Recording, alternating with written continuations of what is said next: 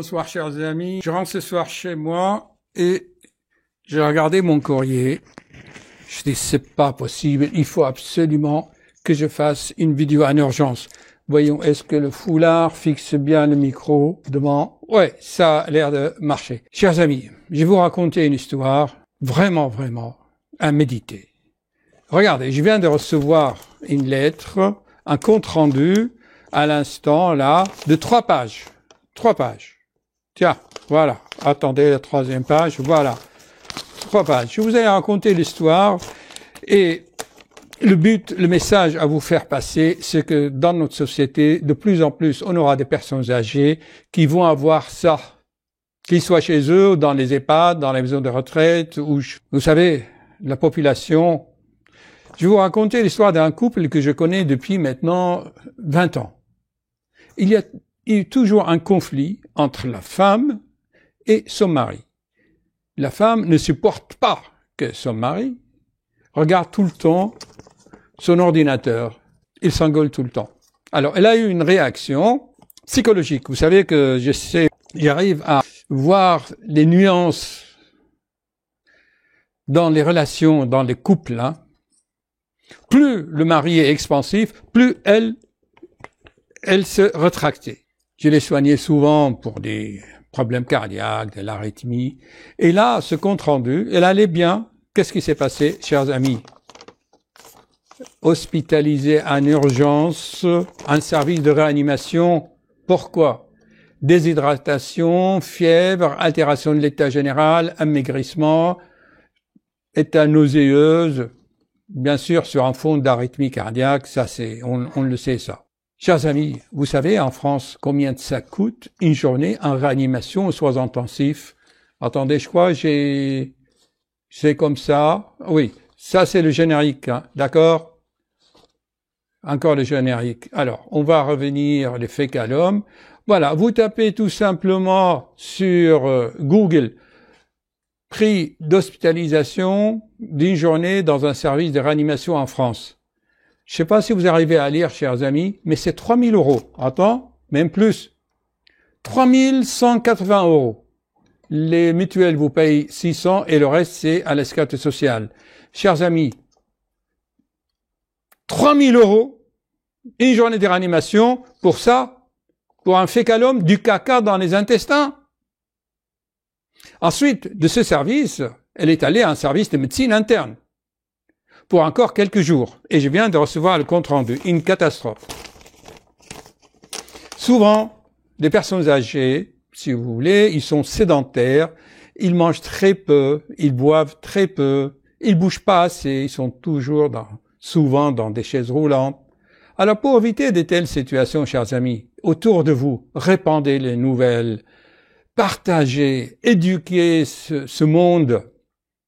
C'est vous et moi. Nous payons les constipations de nos concitoyens. Qu'est-ce qu'il faut faire? Créer des habitudes.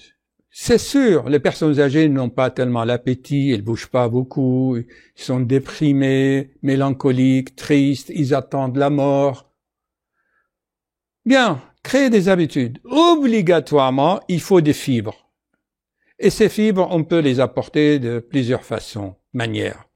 3 pruneaux. Vous savez, en France, c'est connu. Combien de vieillards j'ai connus? Docteur, merci! Vos 3 pruneaux le soir, c'est top. 3 pruneaux avec 3 noix ou 3 amandes. Une habitude comme un médicament tous les soirs. Et tous les matins, un grand verre d'eau. C'est tout. Sans citron, ni froid, ni chaud. Un verre d'eau à la température de la chambre. Et vous les faites marcher un tout petit peu.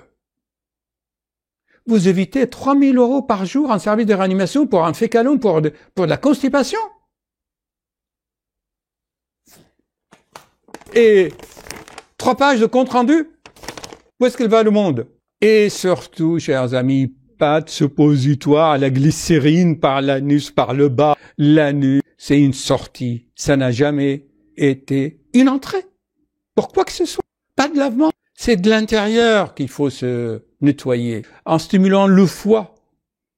Et de temps en temps, vous allez dans les magasins bio, je vous donne pas de nom, vous achetez par exemple des probiotiques. Là, par exemple, j'ai Idiaflor à tout. Là, je l'ai trouvé sur ma table. Voilà, pour le ventre plat. Ventre plat. OK. Idiaflor. C'est pas mal, je l'utilise personnellement de temps en temps dans des phases de stress. Ça aide à dégager. Pas de lavement. Il y en a qui font, je sais pas quoi, de l'hydrocolie, des lavages par le bas, par des eaux. Arrêtez tout ça. Non, c'est par l'eau. Dans certains pays, il n'y a pas de pruneaux, alors qu'il est écrit dans leur livre sacré, manger 3 ou 5 dattes le soir. Avec un peu de yaourt. Les laitages, ok, c'est pas très conseillé, mais pas les yaourts, parce que les yaourts contiennent des ferments lactiques, des ultralevures qui aident à digérer. Donc, les laitages, c'est pas contre-indiqué, c'est les personnes âgées, pas le fromage, surtout. Les yaourts, c'est naturel. Vous savez, Genghis Khan, le Mongol, là, il a envahi le monde en faisant boire à ses soldats des petites bouteilles de yaourt. Vous savez, les yaourts bulgares ou les yaourts grecs. Voilà, chers amis, pour la pratique, créez des habitudes chez vos proches, diffusez, partagez pour éviter tout cela. D'accord? 3 pruneaux le soir, un soir, l'autre soir, 3 dattes, 3 noix, toujours fourrées parce que dans les noix, dans les amandes, il y a des oméga 3. D'accord? Il y a des fibres. Boire le matin, une fois pour tout, je me répète, et vous les faites marcher un peu. Vous sauvez ainsi des gens, d'accord, et on fait des économies de 3 000 € par jour dans les services de réanimation pour une simple constipation. Partagez, s'il vous plaît.